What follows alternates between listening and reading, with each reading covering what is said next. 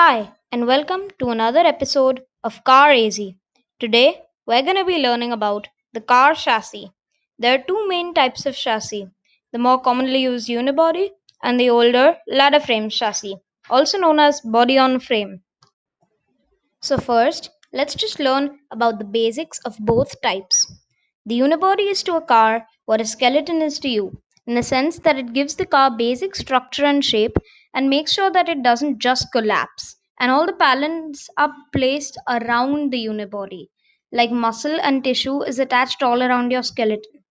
A ladder frame chassis is more like a skateboard in the sense that everything rests on top of one straight plank like structure except the engine and transmission. It can also be adapted to almost anything. However, if it rolls over, what's on top crumbles. Fortunately, the things that ride skateboards most often, humans, have an inbuilt unibody, and due to the extra bracing a unibody has, it reduces crumpling of what's inside. The extra bracing on unibodies also helps with rigidity.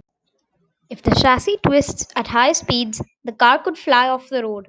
Also, it helps with reducing injuries in a rollover crash. However, if you're on an off road trail, a little bit of flexing helps to clear that rock as long as it's temporary. Plus, you're usually at a walking pace while trail running. Yes, I know the name is counterintuitive. This is why most off-roaders and work pickup trucks and or SUVs use ladder frame chassis. When one chassis is used for multiple cars with only minor changes, that chassis is known as a platform. Examples include the Chrysler's K car platform.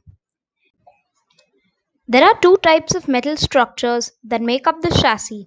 One is a C frame and one is a box frame. Do you see the C? C frames are the equivalent of ladder frame chassis. They're cheaper, they flex, and they're older technology mainly used on off-roaders and work pickup trucks and or SUVs. Or is it? You see, most vehicles nowadays, like unibodies, today use box frame construction. It is more expensive, newer, but more rigid technology that is safer overall. But just like ladder frame chassis, C frame construction is actually welcomed for its flexing. Plus, who doesn't like something cheaper? C frames are not only naturally cheaper because you're using less material, but also the cost of building a fully boxed frame is no joke because everything is welded shut. Add in the cost of running welding machines over time. So, there are about a million different angles at which the two parts of the frame can be boxed. Okay, the number is usually closer to around 120, but you get the idea. This is one more reason why vehicles are getting pricier. Speaking of which, a lot of people wonder why cars have gotten costlier despite manufacturing methods getting more advanced, which is why I'm compiling a list of reasons. So stay tuned for that. Anyways, continuing with the video, unibodies are also used in rallies because the cars going around the track go around multiple corners at ridiculously high speeds and occasionally run off the track. Do you remember the old adage, prevention is better than cure?